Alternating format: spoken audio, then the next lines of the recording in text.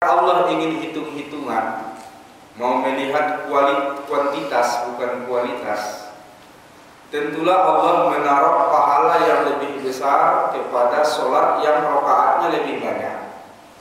Ya Bu ya. Seperti kita kalau mau menggaji orang, jam kerjanya lebih banyak, masuk harinya lebih banyak, gajinya lebih besar. Betul nggak Pak? Nah Allah juga mestinya kalau memang dia mau hitung-hitungan kuantitas, rakaatnya lebih banyak, pahalanya lebih banyak. Nyatanya tidak. Zuhur berapa rakaat? 4. Asar 4. Isya 4. Subuh 2. Lebih besar mana pahala sholat zuhur dari sholat subuh? Subuh. Mengapa demikian? Mestinya zuhur lebih besar karena 4 rakaat. Tapi Allah tidak melihat kuantitas, Allah Subhanahu wa taala melihat kualitas. Walaupun subuh cuma 2 rakaat, tapi tak sembarang orang bisa sholat subuh. Perjuangan untuk melaksanakan 2 rakaat itu berat dibanding perjuangan untuk melaksanakan sholat zuhur. Nah, jemaah muliakan Allah, disinilah objektivitas Allah itu dalam memberikan penilaian. Nah, kita pun maunya begitu ya Pak. Dalam kehidupan sehari-hari kita terapkan objektif. Jangan melihat jumlah melulu, lihat nilai. Jangan melihat berapa yang dikasih sama suamimu. Bu, agak seru sedikit yang satu ini. Jangan melihat berapa yang dikasih suami, lihat perjuangan suami untuk bisa memberi. Betul nggak Pak? Betul nggak Pak? Pergi pagi pulang petang, ya kan? Dimarah orang, dimaki orang untuk mendapatkan segenggam rezeki, lalu rezeki itu diberikan sama ibu. Nah, mestinya ibu melihat itu perjuangannya, jangan jumlahnya. Kalau jumlahnya belum sebanding dengan tetangga, belum bisa beli kipas angin, belum bisa beli kulkas, tapi lihatlah perjuangan. Jemaah muliakan Allah, itu hanya intermezzo aja pembuka acara kita ini. Kaji kita Sabtu yang lalu adalah bersuci dari najis dan ada buang air. Lancar kaji diulang, enak makan dipunya, bagi yang punya gigi. Jangan kakek-kakek kita bertamu datang bawa kacang goreng, itu nyuruh kakek main bola. Nah, kita ulang sedikit. Yang pertama binatang jalalah. Apa itu binatang jalalah? Yaitu binatang yang makanannya didominasi oleh najis. Lebih banyak kalau sekarang itu yang lebih sering kita jumpai ikan lele belut yang dipelihara. Kalau lele dipelihara di bawah kandang ayam. Kalau belut dipelihara di dalam drum. Sebelum itu makanannya sudah dikondisikan, tanah, batang pisang yang busuk itu, kemudian kotoran kambing. Nah, ini namanya binatang jalalah. Najis hukumnya. Rasulullah bersabda, tidak boleh meminum air susu binatang jalalah kalau dia binatang yang punya susu, kambing misalnya, onta misalnya. Nah, kalau dia ikan, tidak boleh memakan daging ikan, kecuali ada pengecualian. Apa pengecualiannya? Biarkan dia tidak makan, tidak minum 3 hari. Habis itu sesudah bersih perutnya, barulah boleh dimakan. Kemudian menyamak najis berat. Apa najis berat? Kotoran anjing dan babi, termasuk anjing dan babinya. Basahan kulitnya, atau kita yang basah menyentuh dia yang kering, namanya kita sudah terkena najis berat. Bagaimana caranya? Tuhuru ina'i ahadikum iza uligol kalbu. Sucinya bejana salah seorang kalian kalau dijilat anjing, dicuci dengan air 7 kali. Pertamanya air bercampur tanah, berarti 1 kali siraman pertama air tanah, baru 6 kali siraman berikutnya air murni. Sucilah dia dengan cara disama, riwayat Muslim. Yang ketiga, cara mensucikan bekas darah haid. Para wanita bertanya bagaimana caranya mensucikan darah haid. Rasul mengatakan dikorek saja, habis dikorek gosok, habis digosok disiram. Setelah itu gunakanlah sholat, walaupun masih tersisa warnanya. Udah boleh? Boleh. Kemudian cara mencucikan mentega dan sejenisnya. Mentega dan sejenisnya artinya apa? Masakan adonan yang agak kental. Kalau terjatuh najis sedikit seperti bangkai tikus atau kotoran tikus atau kotoran cicak yang lebih sering, apa mesti dibuang semua, Bapak Ibu? Tidak, cukup dikorek sekitar. Najisnya dibuang, korek sekitarnya. Begitu kata Rasulullah. Kemudian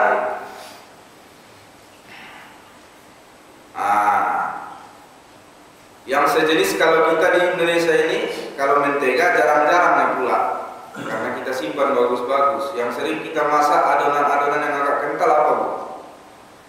Kalau bikin kue, dodol. Ingat, Bu, ya?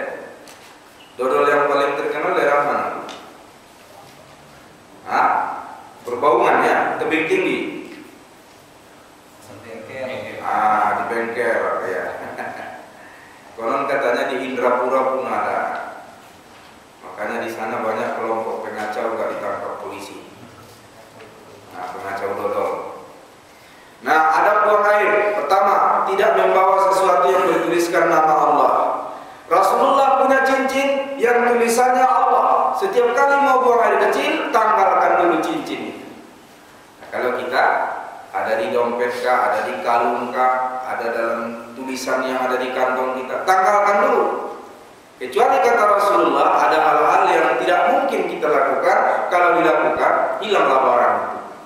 Ya, kalau kita punya cincin Pak, emas, ada tulisan Allah, kita tanggalkan di luar, enak kali penjaga itu. Nggak tanggung jawab ya. Nah, kemudian itu yang bertanya kemarin, bagaimana Al-Quran di dalam HP? Ya kan, Al-Quran digital di laptop, di HP, ya kan? Nah, bagaimana kondisinya itu? Nah, kalau menurut saya pribadi, dia tidak ada bendanya, hanya ada tulisan.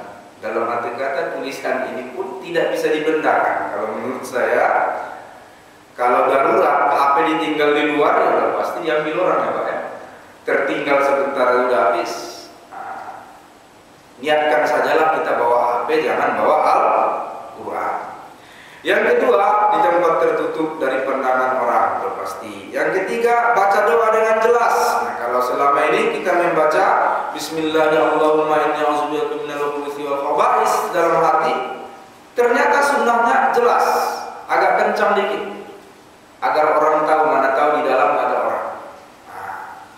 Yang kedua, yang ketiga, tidak sambil berbicara atau bernyanyi. Nah, coba tunjukkan Allah. Bagi yang selama ini artis kamar mandi, tobatlah. Nah, yang selanjutnya, tidak menghadap kiblat dan tidak membelakanginya. Ini kalau di lapangan terbuka, jangan menyengaja menghadap kiblat. Kalau terpaksa dan kita tidak tahu arah kiblat, maka tancapkan sebuah pembatas, entah itu tombak, entah itu kain. Seperti itulah yang dilakukan oleh sahabat. Pada saat di lapangan terbuka, diikatnya onta menghadap kiblat, lalu dia pun buang air menghadap onta. Jadinya bukan menghadap kiblat lagi, tapi menghadap onta. Nah, kalau di ruang tertutup seperti kamar mandi, WC, sebenarnya tidak ada lagi masalah antara kiblat atau tidak, karena kita sudah di ruangan tertutup. Tapi bagaimanapun, kalau bangun rumah, membangun WC, bangun masjid, lalu membangun WC, itu si arsiteknya itu, konseptornya itu harus mengerti arah kiblat, mana belakangnya, mana arahnya. Tetap secara etika kita menghindarkan itu. Kemudian tidak sambil berdiri. Aisyah berkata, kalau ada orang mengatakan Rasulullah pernah kencing berdiri, itu bohong, kata Aisyah. Tapi kata Huzaifah, Rasul pernah suatu saat kencing berdiri di sebuah tempat sampah. Nah, ini ada dua hadis yang bertentangan, ya kan? Aisyah bilang, mana pernah Rasul kencing berdiri? Huzaifah bilang, pernah sekali. Dan saya ada bersama dia. Malah aku disuruh dekat-dekat lagi, kata Huzaifah. Bagaimana menyikapi pertentangan ini, Bapak Ibu? Bagaimana kemarin? Hah? Nah, kebiasaan Rasul di dalam rumah yang lebih tahu istrinya atau orang lain? Istrinya. Maka kalau cerita itu tentang kebiasaan Rasul sehari-hari dalam rumah, ambillah riwayat dari Aisyah. Tapi kalau peristiwa yang terjadi pada Rasulullah di luar rumah, lebih kuat mana pendapat sahabat daripada Aisyah? Sahabat, karena sahabat yang selalu mendampingi Rasul di luar rumah. Ini dia. Jadi pernah Rasul satu kali saja dalam riwayat ini kencing berdiri di atas tempat, tentunya ada darurat karena di atas tempat sampah, entah ada kotoran, entah ada binatang dan seterusnya. Nah, kalau kita jangan pula sengaja karena Rasul pernah, tapi karena terpaksa. Bersuci dengan air atau batu 3 buah, dengan batu atau daun. Kalau tidak ada air, maka kita pakai batu atau daun. Tentunya batu, bukan batu yang licin, bukan batu yang kasar, batu yang bisa meresap. Kalau licin dia enggak meresap, kalau kasar melukai, kasihan si dia. Nah, daun pun demikian. Cari daun yang tidak membahayakan. Jangan pula pakai daun jelatang, Bapak Ibu. Menzalimi diri sendiri. Kasihan si dia ya. Baik, itu mengulang-ulang kaji. Sekarang kita masuk satu bab yang sangat menarik, yang jarang dibicarakan. Jarang dibicarakan di hadapan umum ini bab ini. Ya, sunnah-sunnah fitrah, sunanul fitrah, sunnah-sunnah fitrah. Yang dimaksud fitrah di sini bukan seperti kita zakat fitrah, atau bukan seperti fitrah dalam arti kata suci dari lahir, bukan. Yang dimaksud fitrah di sini adalah menjaga kesucian jiwa melalui kesucian badan. Apa itu sunnah fitrah? Yang pertama, khitan, bersunat. Kalau kita sunat, sebenarnya khitan. Wa huwa qatul jaldah allati taqatti al-hasfata. Qatul jaldati allati taqatti al-hasfah. Memotong kulit yang menutupi hasfah. Hasfah itu kepalanya, kemaluan laki-laki. Li'alla yajtama'a fiha al-washa, agar tidak berkumpul padanya kotoran. Wa liyatamakkana min al-istibra'i min al-baul, dan agar buang air kecilnya lancar. Wa li'alla tanqusa lazzatal jima', dan agar kelezatan bersetubuh tidak berkurang. Ini sudah mulai dari hikmahnya. Apa gunanya? Pertama, agar tidak menumpuk kotoran di situ. Yang kedua, agar mudah buang air kecil. Yang ketiga, agar enak bersetubuh. Ini kata fikih. Hasa bin nisbati ila rajul, ini biasanya dinisbahkan kepada laki-laki. Wa ammal mar'atu fa yaqtul juz' al-a'la min al-farji bin nisbati laha wa huwa sunnatun qadimatun. Adapun perempuan, apakah wajib berhitan perempuan? Maka berhitan bagi perempuan hukumnya adalah sunnah untuk menjaga mur'ah, kewibawaan, harga diri, dengan memotong sedikit saja bahagian atas dari kemaluan perempuan. Dan ini adalah sunnah yang sudah lama, bukan hanya disunnahkan mulai dari zaman Rasulullah. Sudah lama ini. mulai dari zaman Ibrahim alaihis salam. Fa'an Abi Hurairah radhiyallahu anhu qala Rasulullah sallallahu alaihi wasallam. Dalam hadis Abu Hurairah, Rasulullah bersabda, "Ihtatana Ibrahimu Khalilur Rahman ba'dama atat alaihi samanuna sana." Nabi Ibrahim berhitan sesudah umur 80 tahun. Nah, bayangkan Bapak Ibu, kulit sudah keras. Baru datang perintah berhitan. Waqtata Nabil Qudum, dan luar biasanya lagi Nabi Ibrahim berhitan memakai kampak. Udah tua pakai kampak lagi. Ingat gak waktu kita dulu mau berhitan, itu ditakut-takuti sama abang-abang kita ya? Awas kau ya. Nanti kata, kamu disunat itu pakai alas batang pisang, yang memotongnya kampak, yang mudah karatan. Siapa yang motong? Kakek-kakek yang mudah rabun.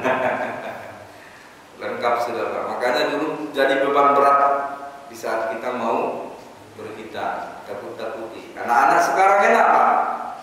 Sekarang metodenya udah enak. Dulu kan pakai jahitan ya Pak ya. Sakitnya itu waktu bukanya pakai air panas. Seminggu nggak selesai masalah. Sekarang kalau nggak dijahit lagi katanya. Kalaupun dijahit, jadi daging. Kita dulu membukanya sebulan Pak, berendam tiap pagi. Seminggu pakai air panas. Sekarang udah enak. Malah ada lagi metode cincin Pak, metode cincin. Nggak ada main potong lagi. Ada cincin, sudah itu kan nggak mengalir darah ke ujung tuh kan. Nah, udah kebasnya udah putih itu tanggal sendiri ya. Dan tinggal kasih obat, nggak main jahitan lagi. Baru udah enak kali dah sekarang. Enaknya lagi Bu, datang lagi kawan ngasih hadiah. Kita dulu ada nggak? Nggak ada. Zaman muliakan Allah, jadi makin enak sunnah ini dilaksanakan sekarang. Nah, zaman muliakan Allah hanya saja inilah pengorbanan Ibrahim. Makanya dikatakan Ibrahim itu memang Khalilullah, kekasih Allah. Aneh-aneh perintah yang diterima Ibrahim. Inilah pertama perintah aneh yang dia terima. 80 tahun suruh hitam, pakai kampak lagi. Ya memang itulah adatnya waktu itu. Nah, perintah aneh berikutnya apa? Ini lebih aneh lagi. Ternyata Bapak Ibu sesudah hitam, yang tadinya Ibrahim gak punya anak, istrinya mandul, ini hikmah hitam nih. Tiba-tiba istrinya menang. Itu dia. Salah satunya hikmahnya. Ibrahim sebelum hitam tuh Pak, istrinya mandul. 2 istrinya, Hajar dan Sarah. Sama-sama tak punya anak. Sesudah dihitam, hamil dua-duanya. Sarah melahirkan Ishak. Hajar melahirkan Ismail.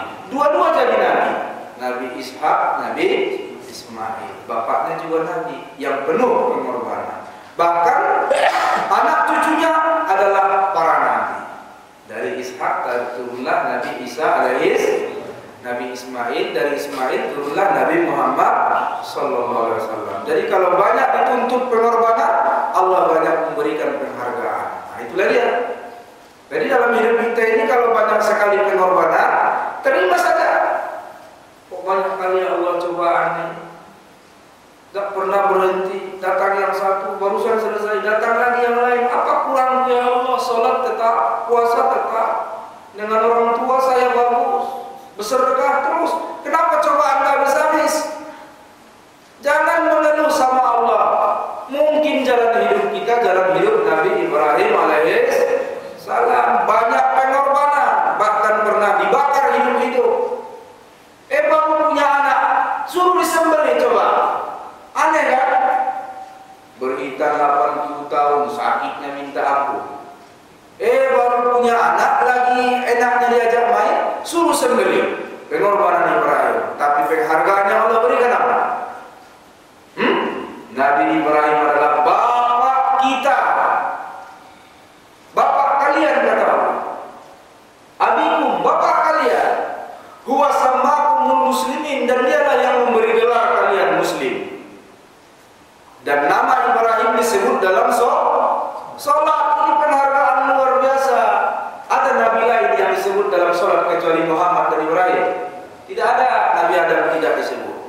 Musa tidak disebut, Nabi Isa tidak disebut, tapi di Nabi Ibrahim disebut. Kama shallaita ala Ibrahim wa ala ali Ibrahim. Inilah penghargaan yang Allah berikan. Dan sampai sekarang kita seluruh umat muslim di dunia ziarah, menziarahi Ka'bah yang di situ ada makam Ibrahim. Apa itu makam Ibrahim, Bapak Ibu?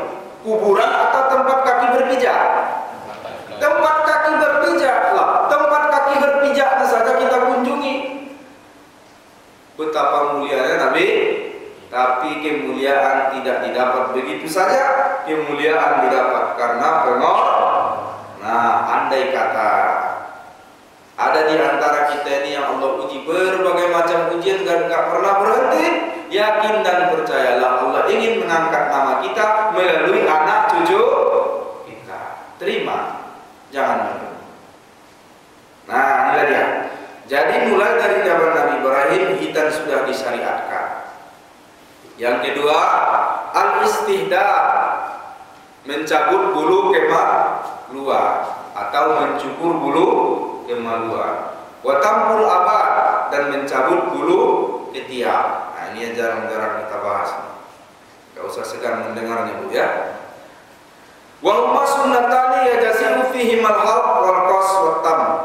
Dan inilah dua sunnah, boleh dipotong, boleh digunting, boleh dicabut, boleh dicukur. Mau pilih mana? Rasanya kalau dicabut sakit, ya Pak ya. Boleh digunting. Gunting nggak ada, cukur saja. Nah. Sunnah.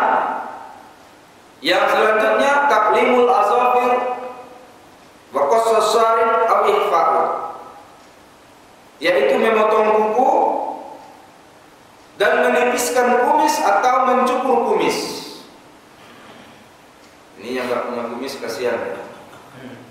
Kita membahas orang yang punya kumis saja.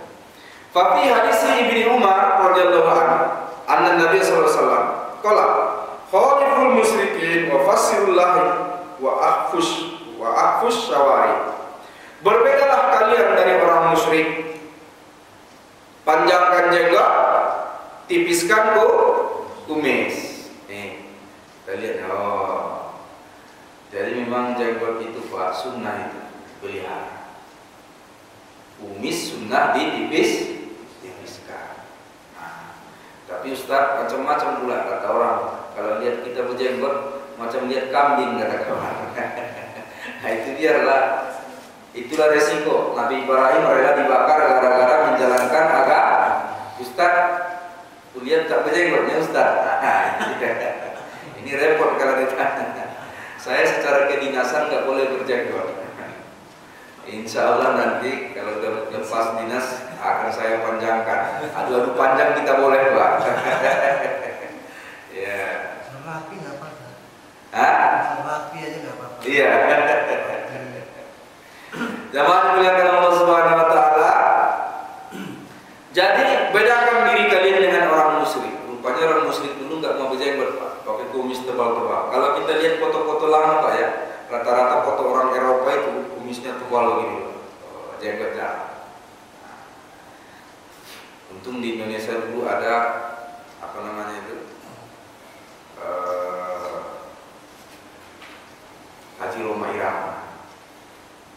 Dia pakai jenggot, kemudian pakai jambang. Waktu itu kan karena dia lagi tenar-tenarnya dan dia pakai jenggot, orang pun banyak berjenggot.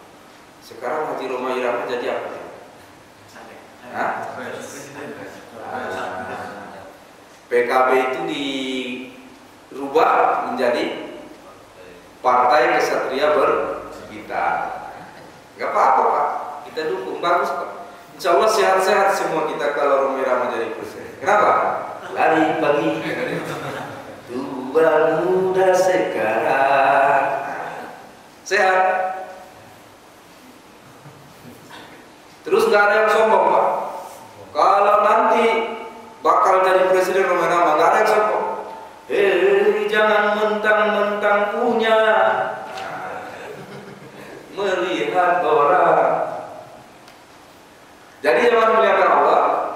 Kalau Roma Irama juga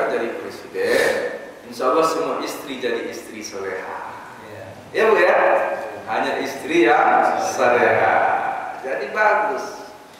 Cuma nggak enaknya nggak berkembang kita. Kenapa? Udah dibatasinya. Penduduk Indonesia cuma 135 juta. Sekarang udah lebih. Jadi nggak boleh punya anak lagi nanti. Oke, kita lanjut. Terus saja. Kalau Nabi Sallallahu Alaihi Wasallam khamsun minal fitrah. Ini dia 5 fitrah. Cara kita menjaga kefitrahan. Al-istihdad. Yang pertama, mencukur bulu kemaluan. Yang kedua, al-bita. Yang ketiga, qasus syarib, pendekkan kumis. Yang keempat, tampul abad, cabut bulu ketiak. Yang kelima, taqlimul azabir, potong kuku. Riwayat jamaah. Fala yuta'ayyinu minhuma syai'un bi ayyihima tatahaqqaqu sunnah. Tidak ditentukan masalah kumis nih Pak, apakah mencukur atau menipiskan, digunting. Tidak ditentukan yang mana yang lebih sunnah. Fa innal maqsuda alla yatula syari'u hatta yata'allaqu bihi ta'am wasyarabu wa la yajdaru fil awsah. Maka tidak ditentukan apakah mencukur atau menggunting kumis. Yang pasti maksudnya adalah agar kumis jangan terlalu panjang sampai bergantungan padanya makanan dan minuman. Lagi kita makan, apalagi makan sate, terpaksa dipegang dulu kumisnya baru masuk sate. Nah, kalau tidak bahaya. Jangan berkumpul padanya kotoran. Nah, saya pernah lihat di on the spot ada kontes kumis internasional, kumis paling hebat. Dikuncir-kuncir, dibuat bentuk macam-macam lah. Nah, jadi yang begitu jangan, yang sederhana. Jangan sampai ada bapak kemana-mana bau tai. Wah, kemana-mana bau tai. Kalian nih kotor kali. Semua orang dimarahin. Anaknya bilang, Pak, di kumis bapak tuh nyambung dikit. Gara-gara di kumisnya nyambung. Jemaat mulia Allah Subhanahu Wa Taala. Wa an Zaid bin Arqam radhiyallahu anhu, anna Nabiy sallallahu alaihi wasallam qala, "Man lam yahus min syaribi, falaysa minna." Siapa yang tidak mau menipiskan kulitnya, kumisnya atau mencukurnya, maka bukanlah golongan kita. Wa yustahabbul istihdad wa tampal abad wa taqlimul azafir wa qasus syarib aw ihfa'u kullu usbu'in istikmalan lin nasafah wastaruhan lin nafas. Disunnahkan mencukur bulu kemaluan, mencabut bulu ketiak, memotong kuku, menipiskan kumis setiap minggu 1 kali. Sunnahnya setiap minggu 1 kali, agar terjaga terus kebersihan dan percaya diri. Nah, kalau kita bersih, percaya diri enggak Pak? Percaya diri dan kewibawaan. Wa qad raqqasa tarka hazil asya ila arba'in. Dan diberikan keringanan meninggalkan tidak melakukan ini paling lama arba'in 40 hari. Nah, jemaah muliakan Allah, kalau boleh dibuatlah kalender di rumah. Tulis cabut bulu ketiak tanggal sekian terakhir. Biar enggak lupa, karena paling lambat 40 hari. Tapi rata-rata mudah-mudahan lah tidak. Kalau 40 hari udah lain Pak. Bergelantungan setan ini. Nah, jadi sunnah setiap minggu. Hari apa yang paling sunnah? Nah, dia Jumat. Jumat itu hari raya, bersih-bersih, sunnah bersedekah. Bapak-bapak, ibu-ibu, sunnahnya Rasulullah itu sunnahnya bersedekah makanan hari Jumat. Makanan kalau hari Jumat. Kenapa? Hari raya. Jadi kalau yang namanya hari raya, kita memberi sama orang miskin, sama orang kaya, boleh tidak? Hari raya, makanya hari Jumat itu sunnah bersedekah makanan, baik kepada fakir miskin maupun orang kaya. Di beberapa masjid sebenarnya hari Jumat itu sudah mulai dibuat hidangan. Itu yang paten, nasi bungkus kah, atau kue kah. Malah ada yang menyewa tukang sate, tukang es datang ke depan masjid gratis. Dan Bapak Ibu boleh coba sekali saja kalau mau tahu. Khususkan hari Jumat, entah Ibu masak bagi, entah Bapak beli makanan di luar bagi tetangga. Berkah di luar biasa. Itu dia sunnah yang sekarang mulai hilang. Nanti kata kita buat entah pisang, entah buah di depan masjid itu, oh rasanya ramai masjid kita. Sesuatu kejutan bagi Bapak. Ya kan? Begitu bapak pulang dari Jumat langsung terkejut, ada apa ini? Jadi senang si bapak. Gak ada alasan bapak malas. Kenapa? Ibu sudah siapkan bajunya, sudah siapkan kainnya, sudah disiapkan kopiahnya, dan sunnah pakai wangi-wangian Pak ya. Siram dengan minyak wangi. Itu dia sunnah hari Jumat. Besar pahalanya. Memang ibu nggak Jumat, nggak dapat pahala Jumat, tapi ibu dapat pahala mempersiapkan suami sholat Jumat. Lebih besar pahala ibu. Kenapa? Ibu dapat pahala sholatnya tanpa mengurangi pahala si bapak. Ibu dapat lagi pahala mempersiapkan pakaian 2 kali ibu dapat. Nah ini dia. Jadi sekali seminggu sunnahnya hari Jumat, maksimal 40 hari.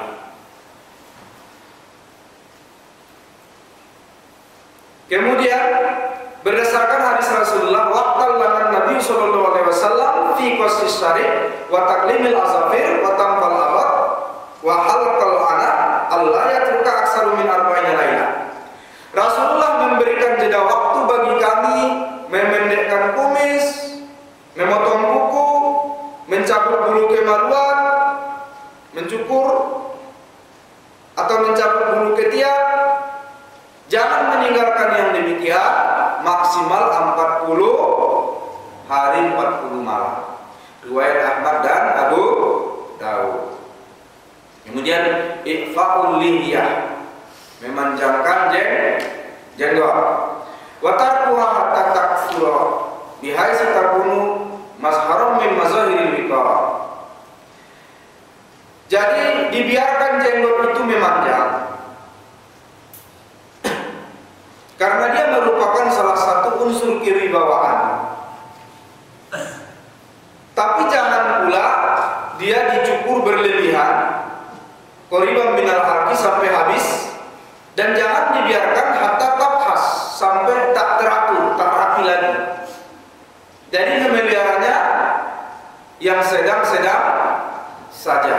Ya, seperti kata PT Pera, terlalu pendek jangan, terlalu panjang jangan. Kalau aku boleh pilih yang sedang-sedang, bal yusanu tausid, yang lebih bagus pertengahan, yang sedang-sedang saja.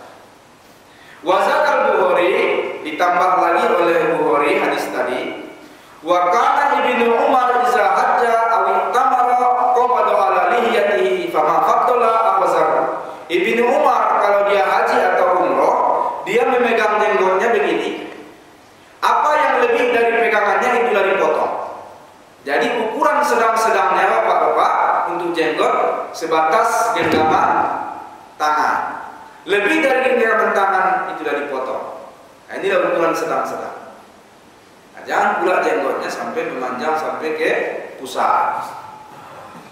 Capek melihat dia bicara, naik turunnya kita jadi hina. Jemaah muliakan Allah, yang sedang-sedang saja. Kalau boleh dicontohkan macam bapak punya yang depan. Sedang, seperti lebah bergantung.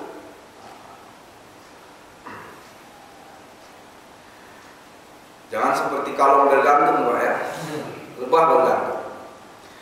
Nah, sekarang ikramus sya'ar, memuliakan rambut. Bagaimana maksudnya? Merapikan rambut. Lihat isi Abi Hurairah radhiyallahu anhu, Nabi sallallahu alaihi wasallam qala, berdasarkan hadis Rasulullah bahwa Nabi sallallahu alaihi wasallam bersabda, "Man kana lahu sya'run falyukrimhu." Siapa yang memiliki rambut yang panjang atau lebat, hendaklah dia merapikannya.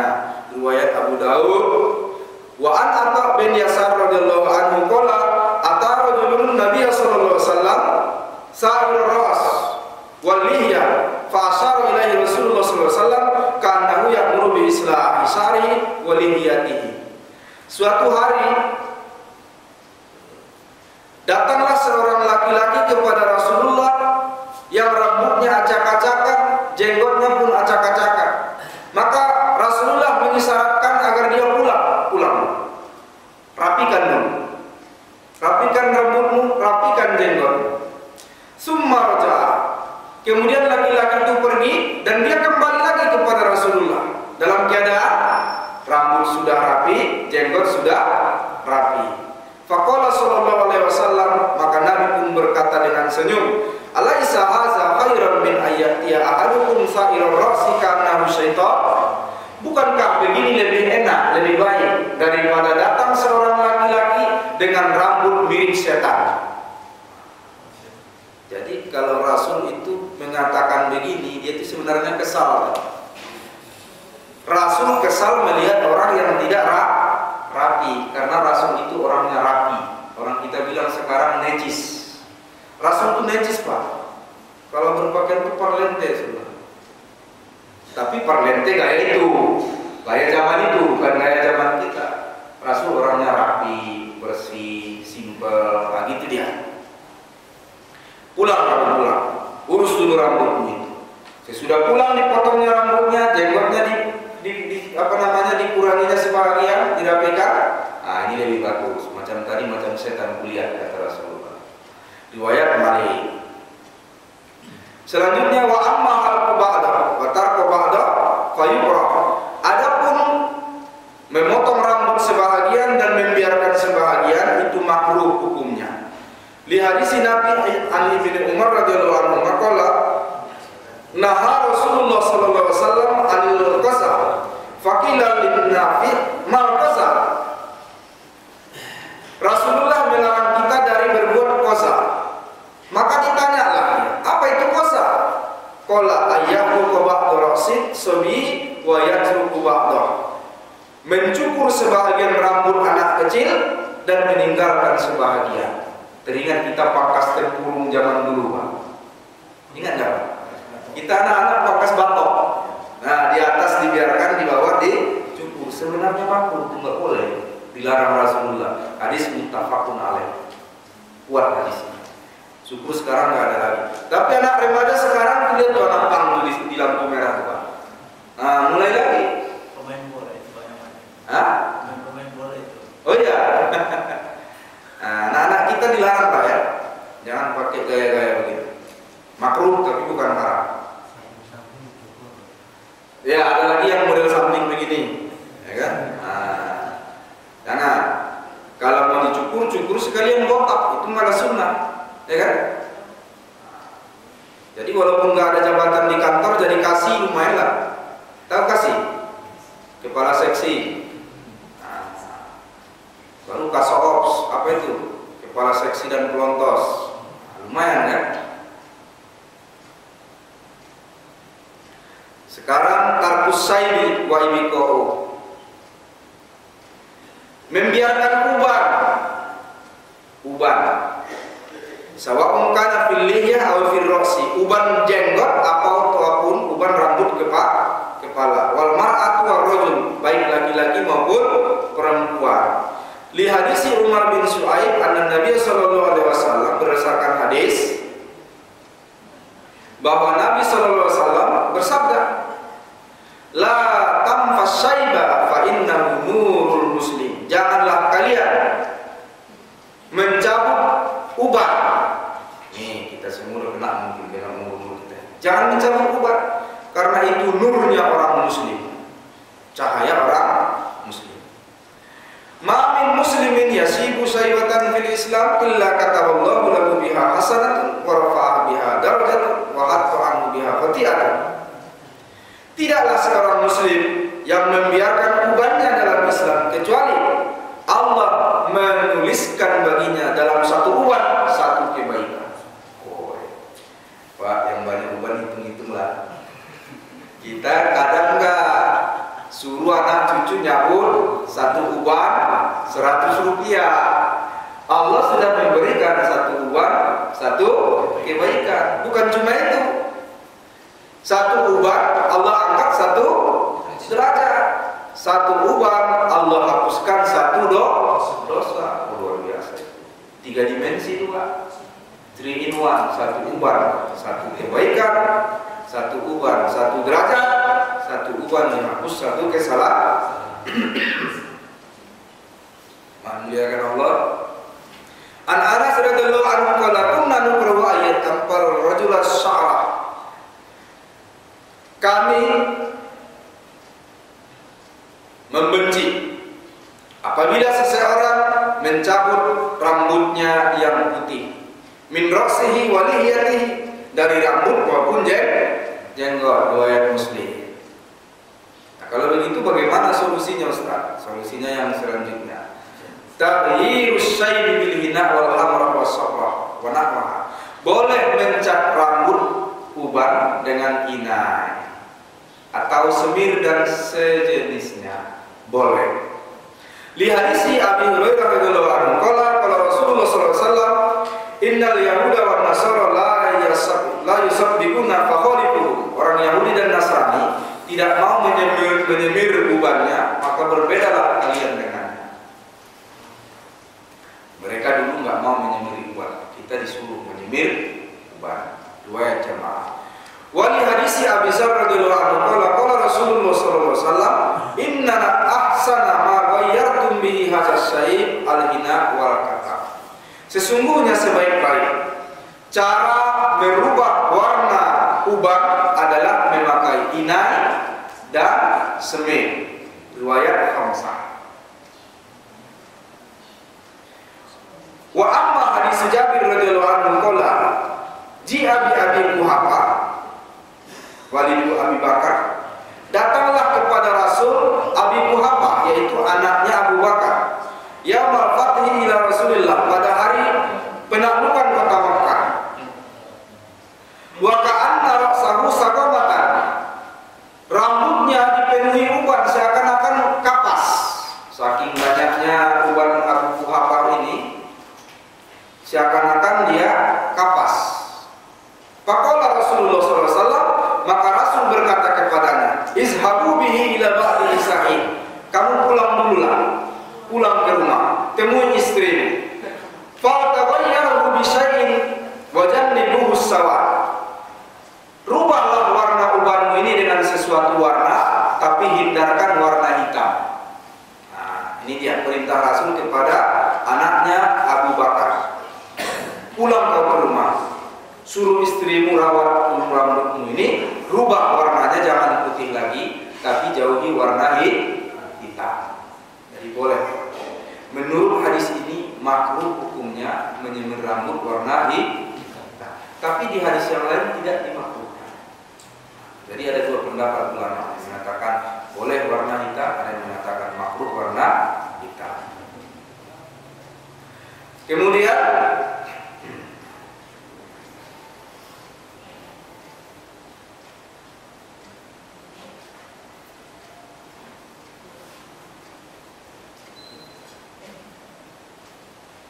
kita masuk ke bab wudu. Ini bab wudu ini permulaan saja, insyaallah pertemuan berikutnya lebih banyak lagi. Wudu, dalil masru'iyati, dalil disyariatkannya wudu adalah firman Allah, ya ayyuhalladzina amanu idza kuntum ilas salati fagsilu wujuhakum wa aydiyakum ilal marafiq wamsahu bi ru'usikum wa arjulikum ilal ka'bayn. Wahai orang-orang yang beriman, kalau kalian hendak sholat, maka basuhlah wajah kalian dan tangan kalian sampai siku, usaplah kepala kalian dan basuhlah kaki kalian sampai dua kaki. Firman Allah. Dalil berikutnya adalah sunnah Rasulullah. Ruya Abu Hurairah radhiyallahu anhu Nabi sallallahu alaihi wasallam qala, Nabi bersabda, la yaqbalullahu sholata ahadikum idza ahdatsa hatta yatawadda. Allah tidak menerima salat salah seorang kalian kalau dia berhadas sampai dia mengambil wudu. Jadi syarat sah salat adalah suci dari hadas dan najis. Jadi mengambil wudu ini rukun salat apa syarat salat? Syarat salat. Jadi bukan rukun, syarat salat. Lebih utama mana syarat dari rukun? Syarat lebih utama, karena dilakukan sebelum melaksanakan salat.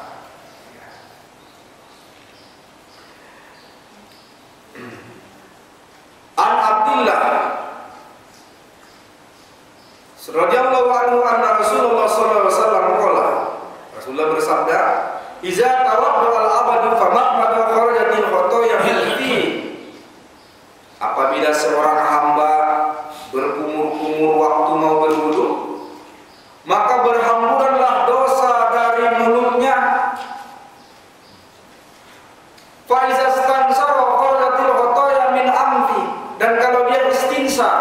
Apa itu istinsar? Menghirup sedikit air ke hidung lalu disemburkan. Itulah istinsar. Malas kita itu terkadang. Kenapa? Sakit. Tapi kalau kita pakai, Pak, luar biasa hikmah. Luar biasa. Apalagi sampai terasa di belakang. Kuat ingatan, terhindar dari penyakit pikun. Banyak penyakit bersarang di hidung nih. Makanya sekarang ada gula hidung. Banyak penyakit yang disembuhkan oleh gula hidung. Kita nggak usah perlu gula hidung. Istinsar saja setiap kali mau wudu. Penyakit banyak di sini, Pak. Yang batuk pilek segala macam penyakit ada di sini. Iya, sinusitis namanya. Maka keluarlah dosa-dosa dari hidungnya. Nih, ternyata berwudu nih salah satu fasilitas pengampunan dosa. Bu, ibu kalau mau berkurang dosa mulut, ini mohon maaf nih ya, jujur saja, kira-kira dosa mulut ini yang lebih banyak laki apa perempuan? Perempuan ya, ibu sendiri ngaku. Iya, perempuan. Ibu pagi-pagi nawar sayur sama tukang sayur udah berdosa. Mahal kali, Pak. Kecil-kecil lagi ikan. Ikannya udah hampir busuk lagi. Nah, kalau nggak mau diam aja. Iya kan? Terus tuh nunjuk sayurnya macam-macam. Ini yang berapa nih, Pak? Ini, Pak. Ini, Pak. Itu 1.000, Bu. Kalau yang ini berapa? Ganti lagi jarinya. Ini berapa, Pak? Tahu. 1.000 juga. Nah, kalau yang ini berapa nih? Kenapa? Semua jari ada cincin. Udah berdosa.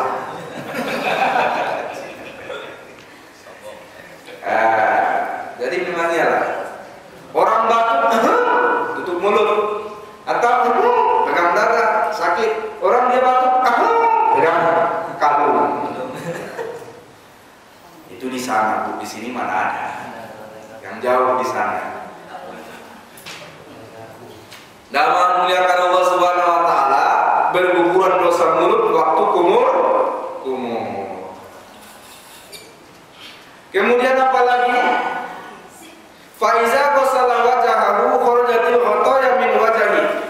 Kalau kita membasuh wajah, berguguranlah dosa dari wajahnya hatta takhruja min tahti asfari ainaihi, sampai keluar dari bawah kelopak matanya.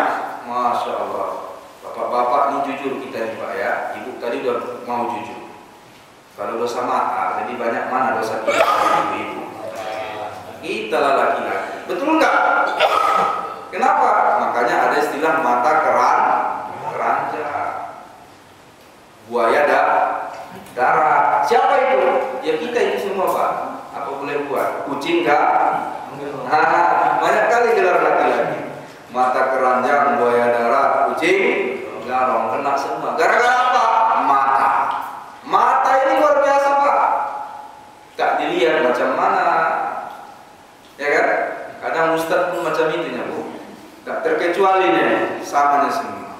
Ustaz diundang ceramah di kantor, duduknya di meja, roknya rok pendek, mulusnya luar biasa. Awak ustaz juga, manusia juga. Tak dilihat macam mana? Dilihat dosa. Mubazir pula tak dilihat. Terakhir, Masya Allah, kita berpaling ke belakang istighfar, astagfirullahaladzim. Tapi balik lagi apa? Iya. Penasaran. Jadi dosa mata ini tak bisa dipungkiri lagi. Maka di saat membasuh wajah, ya Allah, gugurkanlah dosa wajahku, terutama mata. Jangan sampai kita membayang-bayang waktu berwudu pikiran gak konsentrasi. Kenapa? Saat itu berguguran dosa. Faiza qasala yadayhi kharajatil khotoya min yadayhi hatta takhruja min tahti azfari yadayhi. Kalau kita lagi membasuh tangan, berguguran dosa dari tangan sampai dari bawah-bawah kuku tangan. Nih, kalau dosa tangan ini siapa yang lebih dominan? Laki apa perempuan? Laki apa perempuan? Laki-laki. Kita yang banyak bekerja, yang banyak menanda tangan, yang banyak mengangkat barang, memindahkan barang, mengambil barang, menunjuk. Siapa yang banyak menunjuk? Kita menghina, memuji, kita semua kan laki-laki lebih banyak. Maka saat berwudu, ya Allah, bersihkanlah dosa tanganku ini. Itu dia menghayati wudu. Kemudian faiza masaha bi ra'sihi kharajatil khotoya min ra'sihi hatta takhruja min uzunai. Tatkala dia mengusap kepalanya, berguguranlah dosa dari kepalanya sampai keluar dari dua telinganya. Nah, Bu, sekali lagi mohon kesediaan menjawab dengan jujur, jangan ada dusta di antara kita. Yang paling banyak dosa telinga laki apa perempuan? Yang paling banyak mendengar gosip laki apa perempuan? Yang paling mudah terkena fitnah laki apa perempuan? Yang paling mudah terkena isu laki apa perempuan? Alhamdulillah sadar sendiri. Maka tatkala membasuh kepala menurut sunnah, cara Rasul itu ada 3 macam. Nanti kita pelajari lengkapnya. Salah satunya Rasulullah mengambil air wudhu, lalu mengusapkannya kepalanya terus ke belakang, sekaligus dengan membasuh telinga. Makanya pada saat mengusap kepala, kata hadis, berguguran dosa dari kepalanya sampai keluar dari telinga. Tapi 3 caranya Pak. Nanti 2 lagi kita praktekkan pada waktunya ya. Nah, jadi niatkan ya Allah, gugurkanlah dosa telinga saya. Laki-laki juga sama. Banyak juga kita dengar isu. Apalagi politik sekarang nih Pak. Udah black kampanye sekarang. Kampanye hitam. Ya, kalau kita dengar, kita percaya, apalagi ikut nimbrung, sama. Satu gerbong kita semua. Kemudian faiza qasala rijlaihi kharajatil khotoya min rijlaihi hatta takhruja min tahti azfiri rijlaihi. Tatkala kita mencuci kedua kaki, berguguran dosa dari kedua kaki sampai keluar dari bawah kuku kedua kaki. Yang paling banyak dosa kaki siapa? Laki apa perempuan? Laki-laki. Karena yang paling banyak keluar rumah laki, yang paling banyak bekerja laki, yang paling banyak bepergian laki. Kita ini Pak, resiko lah sudah. Makanya ibu-ibu jadilah ibu yang luar biasa, jangan jadi ibu yang biasa di luar. Ya Bu ya. Jadilah ibu yang luar biasa, jangan jadi ibu yang biasa di luar. Apalagi terbalik, ibunya keluar, lakinya di rumah jaga anak. Kalau udah terbalik-balik dunia ini, kata Rasulullah, nggak lama lagi kiamat akan datang. Udah pasti kiamat rumah tangga duluan. Ya Pak ya? Jadi jangan terbalik. Istri suruh cari nafkah di negeri orang, suami di rumah. Apa yang terjadi? Kawin lagi bisa. Yang lebih fatal yang sekarang ini, mau dihukum mati gara-gara membela diri. Dan itu udah banyak kejadian, bukan 1-2 saja. Udah banyak di Malaysia, di Arab Saudi. Udah berapa banyak? Dan pemerintah harus menyiapkan uang 21 miliar. Ini dari mana? 21 semua yang diminta, disanggupi pemerintah 12 miliar. Dan sekarang lagi dikumpulkan lagi untuk memenuhi 21. Memang besar kali harga nyawa. Kalau hukum Islam berlaku, 1 nyawa itu 100 ekor onta. Sekarang orang tuh minta 21 miliar. Sayang di Indonesia nggak berlaku hukum Islam. Mayoritas Muslim di dunia di Indonesia, tapi tak berlaku hukum. Maka gampang sekali orang membunuh. Singgung dikit bunuh. Paling 15 tahun. Potong sana, potong sini, cuma 8 tahun. 2/3 hukuman udah bebas. 17 Agustus potong lagi. Ayo. Jadi kalau di Arab Saudi orang membunuh, potong leher. Kita orang membunuh, potong masa tahanan. Canggihnya. Kita ini kan canggih, potong juga. Iya, tapi potong masa. Jadi kenapa terjadi banyak wanita yang TKI di luar itu terkena resiko yang begitu besar? Banyak suami-suami tidak bertanggung jawab. Nah, istrinya yang keluar, dia yang di dalam rumah. Enak pula suami dalam rumah, ada pembantu yang cantik pula. Betah di dalam.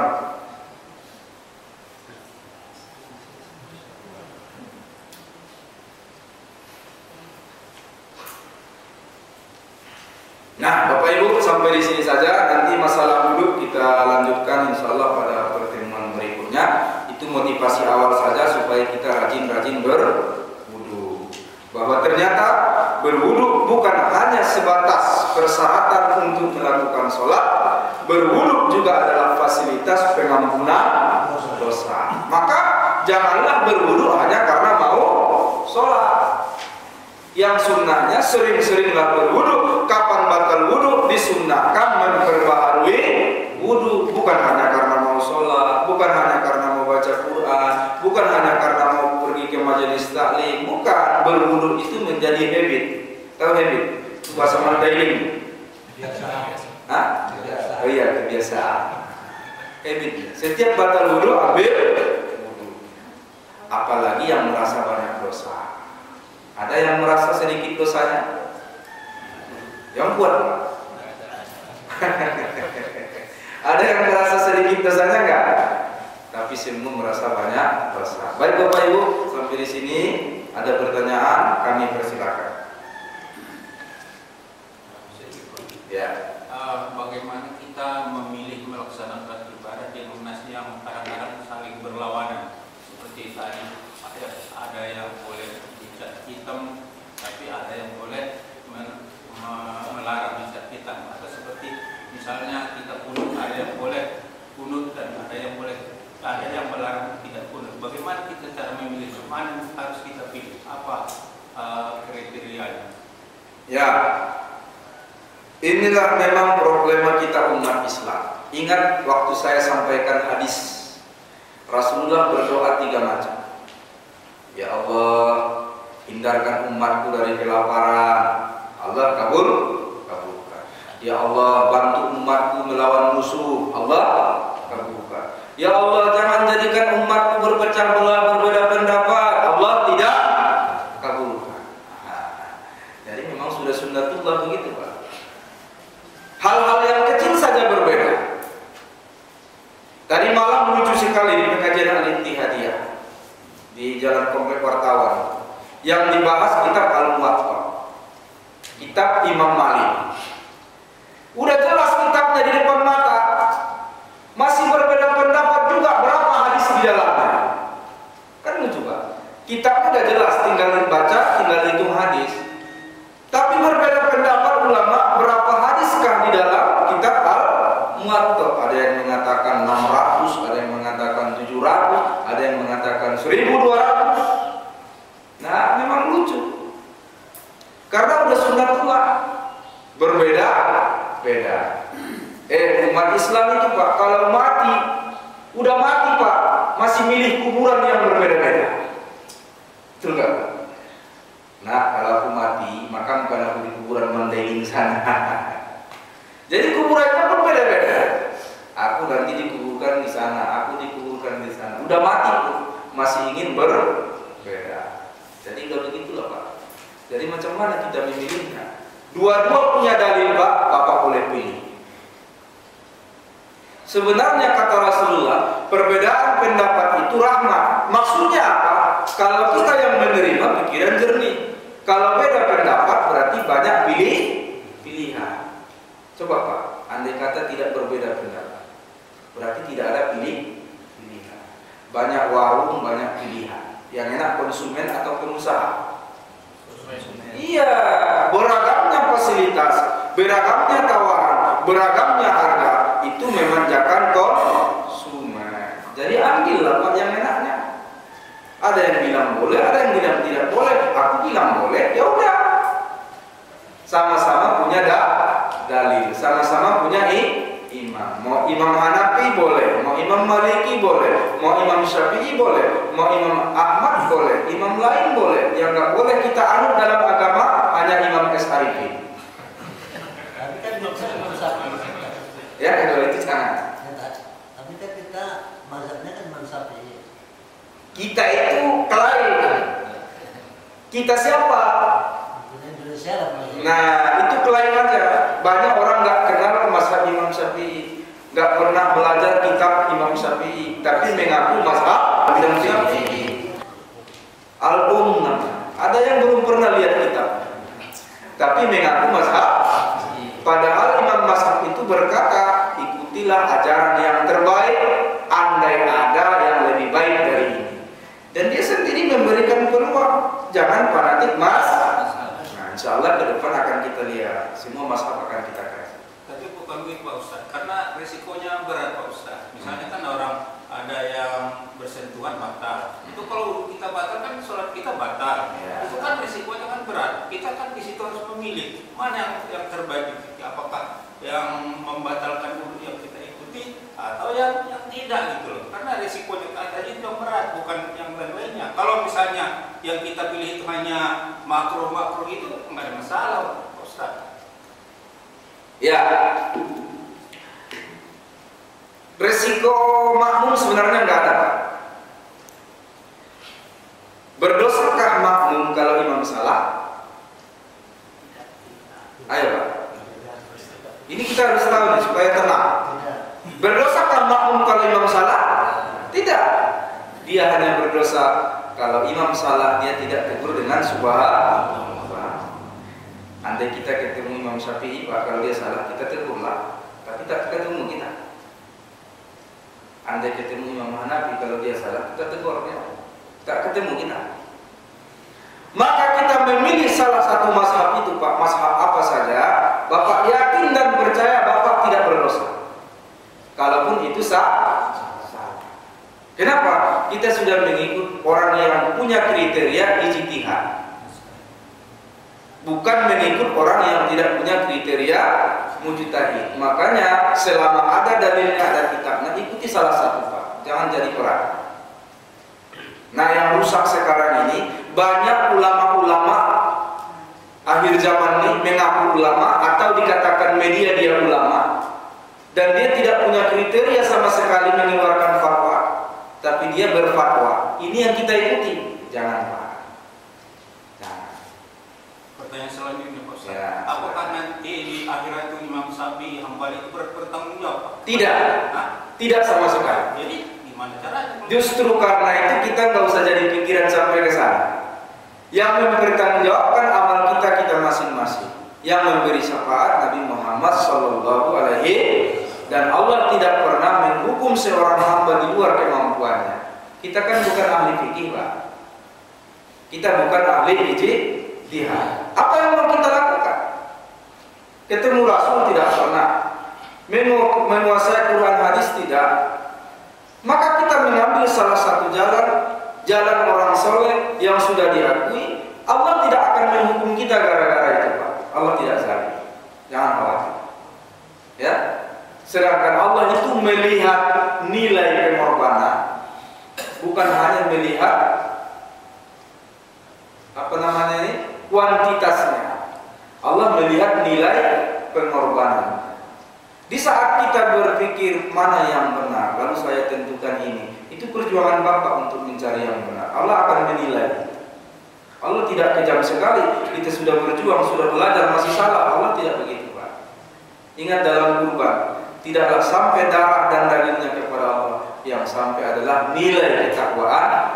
Allah menilai, Pak, bukan menghitung. Jadi jangan takut amal kita suatu saat Allah campakkan. Jangan. Selama kita sudah berusaha mendapatkan yang terbaik.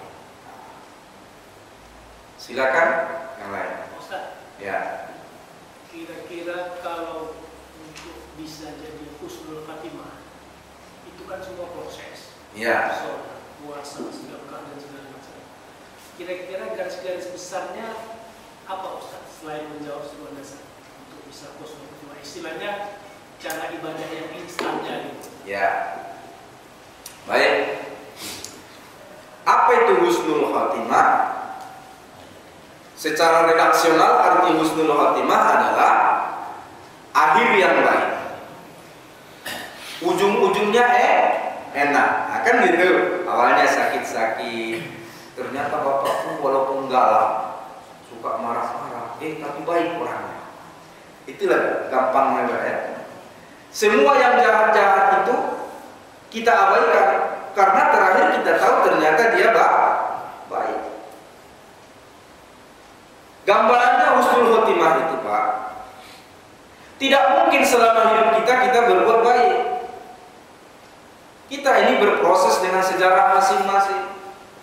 Ada yang dari dulu memang orang biasa-biasa nggak kenal agama, maka dalam hidupnya dia lebih banyak jauh dari agama. Tapi di ujung-ujung dia dapat hidayah, dapat kesadaran. Matinya dalam keadaan mana? Dalam keadaan baik atau tidak baik? Maka itulah standar husnul khotimah. 60 tahun maksiat, 1 hari aja dia tobat, tapi langsung mati. Husnul khotimah atau su'ul khotimah, Pak? Husnul khotimah. 60 tahun dia menyantri jadi kiai, 1 hari saja dia di maksiat, tapi mati dalam keadaan maksiat. Husnul khotimah apa su'ul khotimah? Su'ul khotimah. Jadi Pak, apa yang kita lakukan? Berdoa saja. Pertama, berusaha berbuat baik sudah pasti. Tapi jangan pernah lupa, ya Allah, matikan aku dalam keadaan husnul khotimah. Karena ini tidak bisa direkayasa, tidak bisa diusahakan. Karena kita tidak tahu apa yang akan terjadi besok. Kapan kita mati? Dalam keadaan apa kita mati? Di bumi mana kita mati? Kita tidak tahu. Makanya jangan pernah lupa doa. Allahumma khtimna bi husnil khotimah. Berdoa. Jangan pernah lupa doa. Rabbana la tuzigh qulubana ba'da idh hadaitana wa hab lana min ladunka rahmatan innaka antal wahhab. Abu Bakar setiap kali membaca Al-Fatihah sebelum amin dia baca doa ini. Karena Al-Fatihah itu ghairil maghdubi alaihim waladdallin. Tunjuki kami jalan yang lurus, bukan jalan yang engkau murkai, bukan pula jalan orang sesat. Maka dia baca, ya Allah, jangan cabut hidayah di hati kami sesudah engkau berikan petunjuk, dan anugerahi kami dari anak turunan kami orang-orang yang soleh. Ini tidak pernah ditinggalkan Abu Bakar sebelum membaca amin. Ini salah satu upaya kita Pak, supaya tetap husnul khotimah. Terus biasakan yang baik.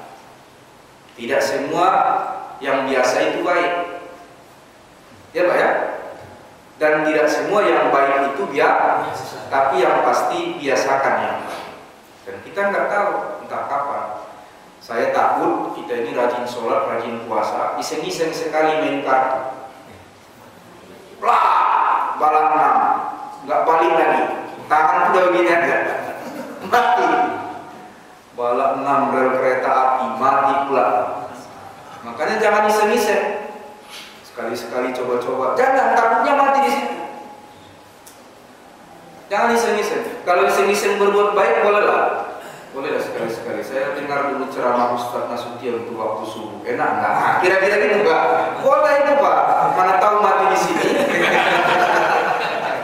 Mati dalam keadaan mengaji husnul khotimah. Jadi kalau yang maksiat jangan. Ya silakan.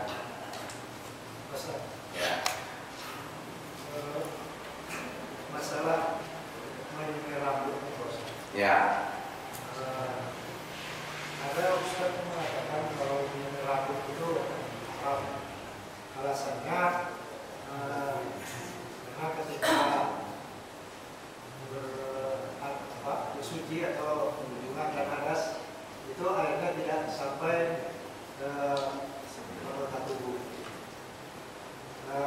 Mungkin akan berbeda dengan ini tadi. Kalau ini memang dia meresap ke dalam dan tidak akan hilang lagi ya. Tapi kalau disemir pada saat mandi berulang-ulang ya pasnya hilang lagi. Berarti kan itu menempel di rambut. Nah ini gimana Pak Ustaz? Memang hadisnya sudah jelas membolehkan Pak ya. Kita pegang yang membolehkan karena dalilnya sudah jelas. Adapun yang mengharamkan hanya gara-gara tak meresap, ya, membatasi rambut dari air wudhu dan mandi wajib. Itu betul Pak, tak salah. Maka kita pilihlah semir yang jenisnya meresap. Jangan pilih semir yang mengambang di atas permukaan rambut. Sama dengan tato Pak. Tato itu nggak ada larangan. Kenapa nggak ada larangan tato? Ya di zaman Nabi belum ada tato. Apa mau dilarang? Ya kan? Jadi hukum tato itu dasarnya apa? Mubah. Boleh. Sesuatu yang tidak ada dalil tentangnya, maka dia hukumnya mubah, kecuali masalah ibadah. Masalah ibadah, sesuatu yang tidak ada dalil, hukumnya haram. Tato itu masalah ibadah apa masalah muamalah? Muamalah. Jadi yang mengharamkan tato apa? Tato yang mengambang di atas kulit, yang kalau mandi nggak kena permukaan kulit, berwudu tidak kena permukaan kulit. Sama artinya semir juga. Semir jelas boleh, bahkan sunnah karena diperintahkan tapi yang Nabi paling senangi warna merah dan warna kuning. Boleh juga satu hadis warna hitam, tapi satu hadis melarang. Kalau udah terjadi begini macam mana? Daripada ragu, tinggalkan. Ambil yang agak keren dikit, macam anak pang gitu kan. Anak pang tapi ke masjid. Nah, itu ada nilai plusnya. Macam yang kemah yang di bawah itu lah, kan rambutnya kuning-kuning. Ya. Kemah yang di Sulawesi itu. Ya. Oh iya. Sering masuk TV dia. Itu mengamalkan sunnah ini. Dia malah kuning-kuning untuk rambut. Jadi bilang sama anak-anak pang yang sering di lampu merah ini. Sering sekali ya di sini ya. Kalian ini udah ikut sunnah Nabi sebenarnya. Tinggal satu lagi ke Masjid Al-Bukhari. Bagus tuh. Apa rambut pakai minyak rambut Ustaz? Rata-rata minyak rambut sekarang kan kalau dibaca di kemasannya ada alkohol segala macam. Ya. Kan ada orang yang bikin rambutnya kering gitu Ustaz. Ya. Wallahu a'lam kandungan alkoholnya seberapa persen ya. Jadi alkohol itu apakah sesuatu yang haram dari jenis zatnya ataukah haram karena akibatnya? Itu pun masih perdebatan ulama. Kalau khamar haram zatnya, haram akibatnya. Mau sedikit atau banyak, kalau khamar sesuatu yang sudah diproses ya, proses. Mau sedikit nyicip coba-coba haram. Mau banyak sampai mabuk haram. Nah sekarang alkohol adalah salah satu unsur yang memabukkan. Apakah dia haram karena zatnya atau haram karena akibatnya? Yang menganggap haram karena zatnya, maka sedikit banyak menempel di minyak wangi, di minyak rambut, maka dia haram. Yang menganggap haram karena akibatnya, maka bukan masalah sedikit banyak, tapi dilihat dari akibat. Banyak yang tidak bisa terlepas dari alkohol, sabu, cat, apalagi itu yang bumbu makanan, pengembang. Jadi kalau saya pribadi berprinsip, alkohol itu bukanlah sesuatu yang haram zatnya, tapi akibat. Tidak bisa dibersamakan dengan khamar. Khamar tidak bisa dipisah mana alkohol mana air, bisa nggak? Khamar itu bisa nggak dipisah mana alkohol mana air? Tidak bisa dipisah. Jadi kalau saya pribadi kalaupun ada dalam minyak wangi, kalaupun ada dalam minyak rambut, alkohol, menurut saya itu tidak najis. Karena dia bukan sesuatu yang menetap, dia akan menguap, akan keluar dari benda yang dia tumpangi. Itu pribadi saya. Mungkin ada pendapat yang lebih kuat. Mengenai sunnah berkhitan ini Ustaz, usia yang paling disunahkan untuk laki-laki dan perempuan itu kapan kira-kira? Oh iya. 7 tahun tadi terlupa ya. 7 tahun lebih disunahkan, mungkin dari segi kesiapan si mental si anak. Jadi jangan pula kita berpatokan 7 tahun, karena rata-rata 7 tahun anak kita masih takut. Ya, kalau kita dulu, kalau nggak salah saya dulu menjelang kelas 6, ya kan? Kelas 5 atau kelas 4, dan rame-rame baru berani. Jadi kalaupun di situ ada petunjuk tadi 7 tahun Pak, itu tidak bersifat mutlak, hanya lebih bagus 7 tahun. Sama dengan akikah, lebih bagus berapa hari? 7 hari. Itu memang anjuran Rasul begitu. Tapi kan nggak semua orang mampu. Biaya rumah sakit aja masih mudah. Konon lagi akikah 7 hari. Ada yang mengakikahnya 3 tahun, 4 tahun. Ada yang mengakikahnya 10 tahun. Nah, jadi tidak jadi patokan. Ya, silakan yang lain. Ya, silakan. Hukum mencabut alis kok Ustaz. Alis. Laki-laki dan perempuan. Ini dia nih. Satu lagi, gimana hukumnya sah kalau ada anak-anak yang dihitan secara gaib? Ada Pak, pernah kejadian. Oh, hitam dulu di kampung banyak. Tiba-tiba udah terhitam ya. Tapi biasa balik lagi, Pak.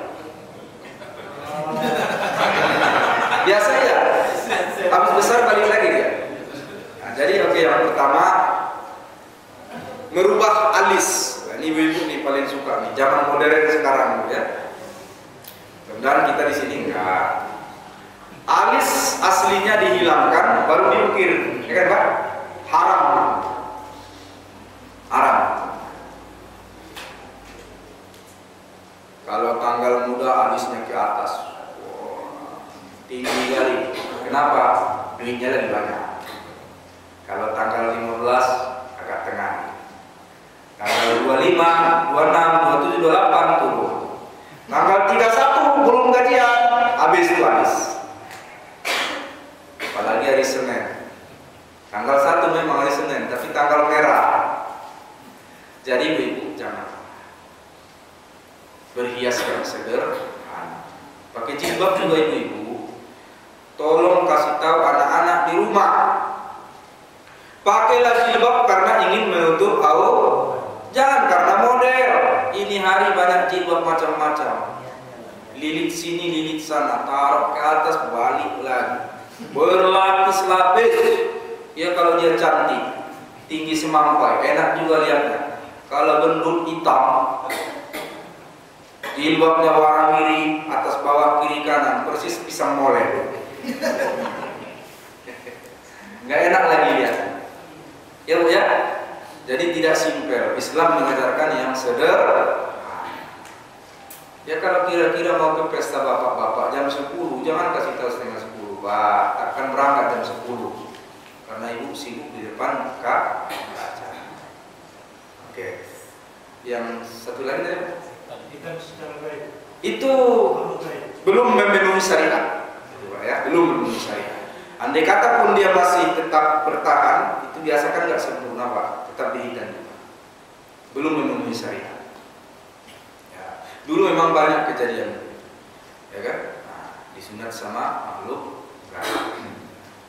Tadi ada dari sini. Sudah. Oke, baik, kita akhiri. Astaghfirullahaladzim. Alhamdulillahirabbil alamin. Allahumma shalli wa sallim ala nabiyyina Muhammadin wa alihi wa ashabihi ajma'in. Allahumma ighfir lana dhunubana wa liwalidayna warhamhuma kama rabbayana shaghira. Allahumma rzuqna as-sihhata wal 'afiyata was salamata was sa'adata fid dunya wal akhirah. Allahumma alhimna rusdana wa a'inna min sharri nafsina.